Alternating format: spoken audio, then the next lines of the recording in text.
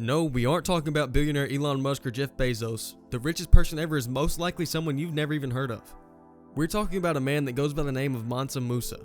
From inheriting an entire kingdom to collecting gold as if it were going to disappear, Mansa Musa is literally the definition of wealth. Almost an entire millennium later, many have tried to reach this level of wealth, but none have even come close, not even a little. So let's go over just how Mansa Musa made so much money that he could cause inflation by just throwing out gold. But before we begin, we want to give you guys a warm welcome to Luxury Lab. If you enjoy this video, please make sure to leave a like, subscribe, and check out some of the other videos on our channel. Now, let's jump right in. Mansa Musa was not known by this name back in the day. He was regarded as Musa the First of Mali.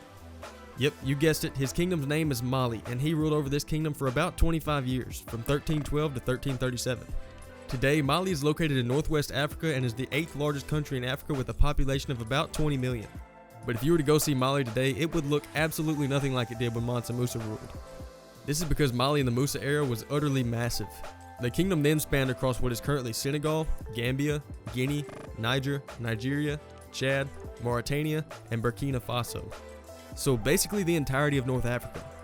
This meant that geographically, Mansa Musa's empire was one of the largest in the world. In fact, if you decided to take a trip on foot from one end to the other, it's reported that you would be walking for an entire year.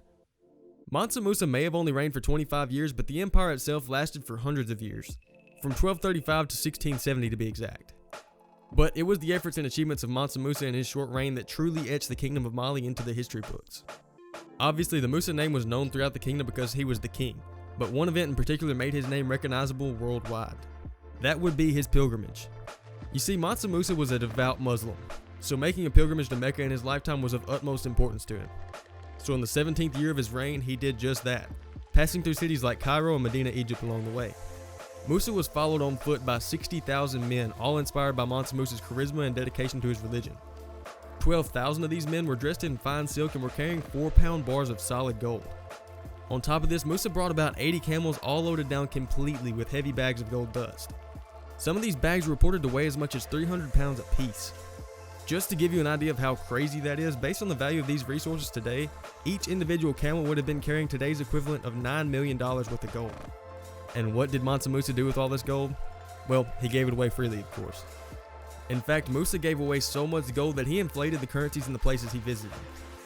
His massive spending and excessive generosity caused a decade-long gold recession. Upon realizing the mistake he made by giving out so much gold, he allegedly returned and borrowed it all back and in turn, directly controlled the price of gold in the Mediterranean. So maybe his motives weren't out of generosity. Maybe it was just a very clever business move. So we know that Mansa Musa had a knack for stacking cash, but how did he come to acquire all this wealth in the first place? The main way he built up his riches is through an industry that is still booming today, mining. The Mali kingdom had a plethora of significant salt and gold deposits, and Musa decided to take advantage of that. Mansa Musa quickly became a tycoon in the salt and gold trade, and he let it show. You could frequently see him clothed in all gold. Mining wasn't his only form of income though. He also made a significant chunk of his wealth from the ivory trade, or elephant tusks. But just how much money did Mansa Musa have? This extraordinarily powerful king boasted a net worth, as estimated by modern day scholars, of $415 billion. That is almost $500 billion. That is more than the entire GDP of Singapore, Norway, South Africa, and Hong Kong. This incomprehensible number makes Mansa Musa the richest man to have ever lived so far. He surpassed the most well-known American titans of industry like John D. Rockefeller, $400 billion, and Andrew Carnegie, $372 billion. He even makes some of the richest names in Hollywood appear poor. Dwayne Johnson has a net worth of $320 million, which is only 0.07% of Mansa Musa's. In fact, 3 of some of the richest men on the planet today don't even compare to Mansa Musa's wealth. Jeff Bezos, the richest man alive, is worth $182.2 billion. Elon Musk is worth $136.9 billion, and Warren Buffett is worth $85.6 billion. You can combine all 3 of these individuals' net worths to get a total of $404.7 billion, and it still won't be as much as Mansa Musa's was. Mansa Musa was not only known for his wealth. He massively influenced African culture today. Though his ruling was short, his influence was overpowering. Musa's rise to power began in 1312, and he instantly got to work on building cultural centers. He would have famous architects come out and design centerpieces of cities that would become economical and cultural hotspots. Some examples of this are the expansion of the city Gao, the Hall of Audience, and his most famous creation, the city of Timbuktu. He built things like residential buildings and even laid the foundations for what would eventually become the University of Sankora. By the end of Mansa Musa's time in power, the university would become fully functional and hold the largest collection of books in the entire continent of Africa. It was with these projects that Musa transformed the Kingdom of Mali into a cultural capital for the Islamic world. And the center of this world was Timbuktu, which became the most important trade center in northern Africa at the time, solidifying his position as the richest man to ever live.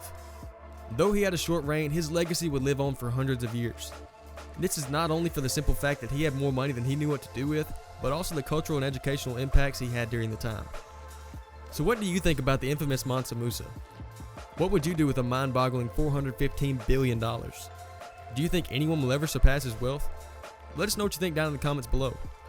Thank you guys so much for watching this video. If you enjoyed it, please make sure to leave a like, subscribe, and check out the other videos on our channel. As always, this has been Luxury Lab, and we will catch you in the next one.